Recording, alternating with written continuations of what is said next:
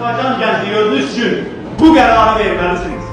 Siz doğrudanmı belə hüquqsuz, belə ədalətsiz şəraitdə bu ölkənin davam etməsinə başlayacaqsınız?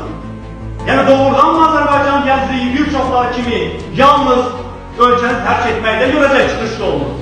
Azərbaycan gəncliyi nəhayət özünə qayıdır, o cəsarəti ilə, o təşkilatçılıq bacarığı ilə mübarizəyə qoşulub, vətəninə, dövlətinə sahib çıxmaq qərarını nə zaman verəcək?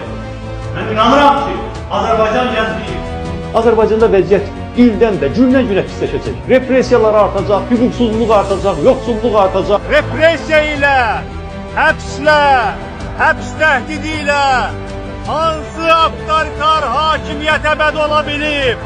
Mümkün deyil. Mən heç belə bir şantajlar qorxuda bilməz. Mən həbsi də, ölümü də gözə almış adamam. Həyatımın bütün qalan hissəsi xalqıma xidmətə həsr olunacaq.